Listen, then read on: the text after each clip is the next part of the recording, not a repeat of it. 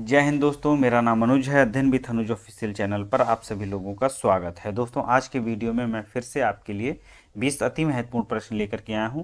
ये बहुत ही महत्वपूर्ण प्रश्न है, ध्यान से देखिएगा। आइए शुरू करते हैं।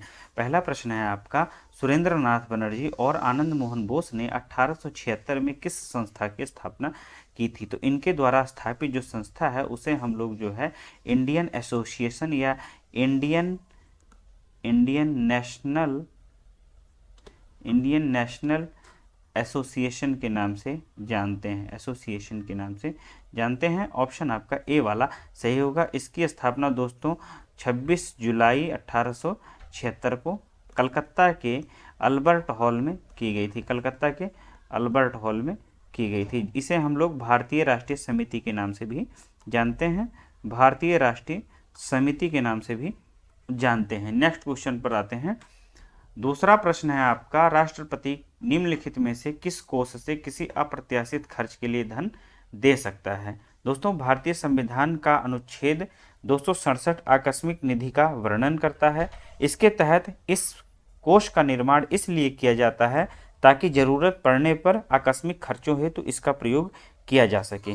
दोस्तों, यह पूर्णतः राष्ट्रपति के व्ययाधीन होता है। इसके व्यय में संसद के अनुमोदन की आवश्यकता नहीं होती है। ऑप्शन आपका डी वाला सही होगा। कंटिजेंसी फंड, जिसे हम लोग आकस्मिक निधि कहते हैं। आकस्मिक निधि। नेक्स्ट क्वेश्चन, समुद्र में अधिकांशतः ज्वार भाटा किस कारण आता है? तो समुद्र में सर्वाधिक जो है ज्वार भाटा किसके कारण आता है? The gravitational effect of moon on the earth. पृथ्वी पर चंद्रमा का गुरुत्वाकर्षण प्रभाव। पृथ्वी पर चंद्रमा का गुरुत्वाकर्षण प्रभाव, इसी के कारण जो है समुद्र में अधिकांशतः ज्वार भाटे आते हैं। अगला प्रश्न देखते हैं।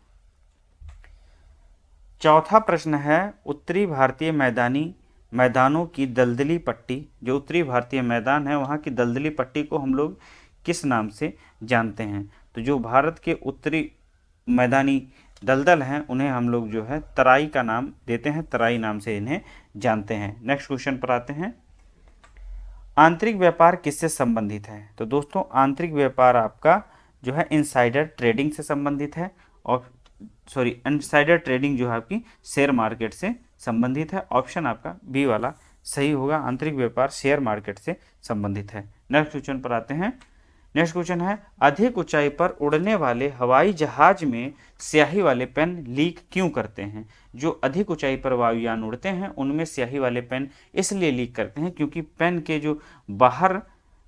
पेन के बाहर कम वायुमंडलीय दाब होता है। कम वायुमंडलीय दाब के कारण जो है यह पेन लीक करते हैं और इसी के कारण कभी कभी नाक से खून भी आ जाता है। कम वायुमंडलीय दाब के कारण नाक से खून भी आना स्वाभाविक है।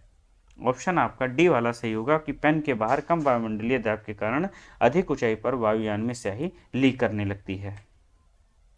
निम्नलिखित तत्वों में से किसका गलनांक सबसे कम होता है? दोस्तों, इनमें हाइड्रोजन का गलनांक सबसे कम होता है। ऑप्शन आपका बी वाला सही होगा। इसका गलनांक होता है 259.16 सेंटीग्रेड सेल्सियस। ठीक है, डिग्री सेल्सियस। हाइड्रोजन का जो गलनांक होता है वो 259.16 डिग्री सेंटीग्रेड होता है।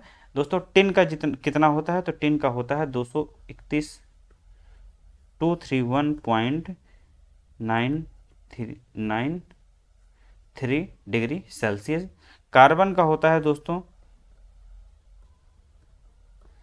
3580 डिग्री सेल्सियस। सोडियम का होता है 97.79 डिग्री सेल्सियस।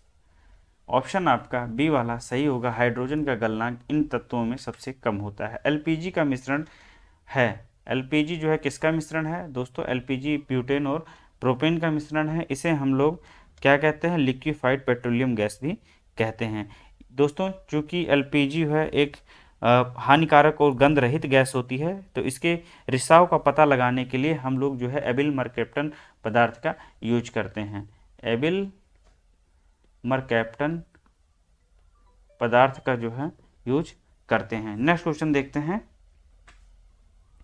नेक्स्ट क्वेश्चन है, थक्का बनाने की प्रक्रिया के कारण घाव से रक्त बहाव बंद होना क्या कहलाता है। मान लीजिए कि जो थक्का बनाने की प्रक्रिया है उसकी वजह से अगर घाव से रक्त बहना बंद हो जाता है तो उसे हम लोग कहते हैं स्कंदन। ऑप्शन आपका बी वाला सही होगा। रक्त का थक्का किसकी मदद से बनता है, तो यह विटामिन के की मदद से बनता है, विटामिन के की मदद से बनता है। दोस्तों ऑप्शन आपका बी वाला सही होगा।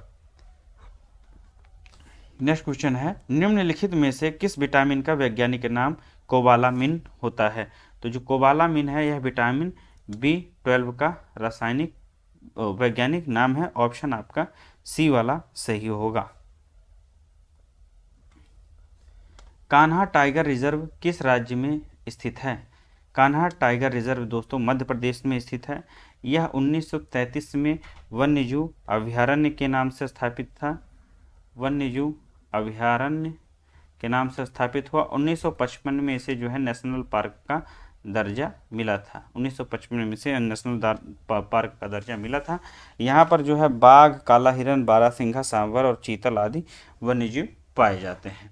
12वां प्रश्न है, इनमें से कौन सा एक भारतीय संगीत वाद्य यंत्र नहीं है। दोस्तों मादल या जो है मदाल, कहीं कहीं जो है मदाल लिखा मिलेगा आपको, मदाल, यह एक नेपाली संगीत वाद्य यंत्र है। ऑप्शन आपका सी वाला सही होगा। बाकी तीनों सितार, बांसुरी और तानपुरा भारत से रिलेटेड हैं।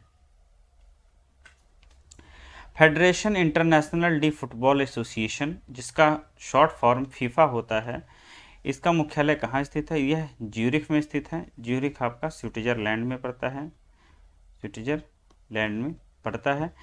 फीफा के वर्तमान अध्यक्ष, फीफा के वर्तमान अध्यक्ष दोस्तों ज्ञानी, फीफा के वर्तमान अध्यक्ष ज्ञानी इन्फेंटिनो हैं। इन्फेंटिनो, फीफा के वर्तमान अध्यक्ष ज्ञानी इन्फेंटिनो हैं और इसका मुख्यालय ज्यूरिख में स्थित है। 14 नंबर प्रश्न है दोस्तों आपका, जिस समय भारत को स्वतंत्रता मिली उस समय इंग्लैंड का प्रधानमंत्री कौन था।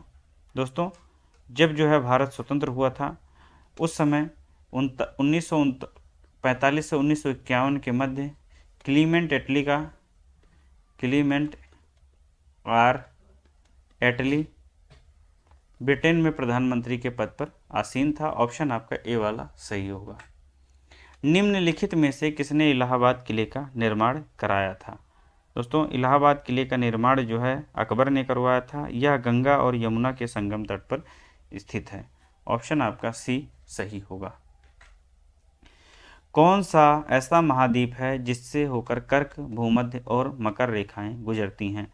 दोस्तों अफ्रीका एशिया के बाद विश्व का दूसरा सबसे बड़ा महाद्वीप है। यहीं से जो है कर्क, मकर और भूमध्य रेखाएं होकर के गुजरती हैं। भूमध्य रेखा अफ्रीका के मध्य से होकर के गुजरती है। इसके उत्तर से कर्क और दक्षिण से मकर रेखा होकर के गुजरती है। ऑप्शन आपका बी वाला सही होगा। अंगूर की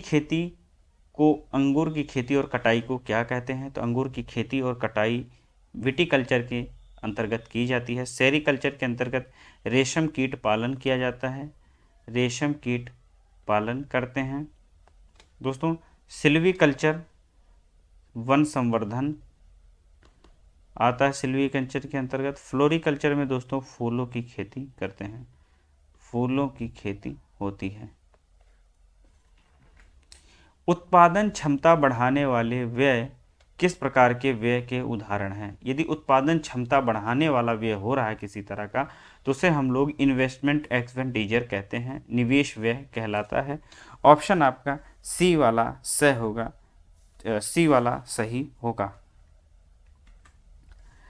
कौन सा नियम कहता है कि किसी जंक्शन में प्रवेश करने वाली कुल धारा उस जंक्शन को छोड़ने वाली कुल धारा के बराबर होती है। फिर से मैं प्रश्न पढ़ दे रहा हूं कि किसी जंक्शन में जो प्रवेश करने वाली कुल धारा होती है उस जंक्शन को छोड़ने वाली कुल धारा के बराबर होती है। तो यह किरचॉफ का फर्स्ट लॉ कहता है, किरचॉफ का प्रथम नियम, किरचॉफ का प्रथम नियम क्या कहता है कि किसी जंक्शन में प्रवेश करने वाली कुल धारा उस जंक्शन को छोड़ने वाली धारा के बराबर होती है। चारकोल घर में क्या दोस्तों यहाँ होगा जलाकर, क्या जला करके बनाया जा सकता है? तो यह जो है दोस्तों ऑप्शन आपका डी वाला सही होगा, ए वाला सही होगा। चारकोल घर में हवा की अनुपस्थिति में लकड़ी को जला करके बना सकते हैं। ऑप्शन ए है चारकोल घर में हवा की अनुपस्थिति में लकड़ी को जलाकर बनाया जा सकता है। यूस्टेकियन नलिका मानव शरीर के किस भाग में स्थित होती है? यूस्टेकियन नलिका जो है मानव शरीर के सेरेबेलम, जिसे हम अनुमस्तिष्क कहते हैं, में स्थित होती है। ऑप्शन आपका ए वाला सही होगा,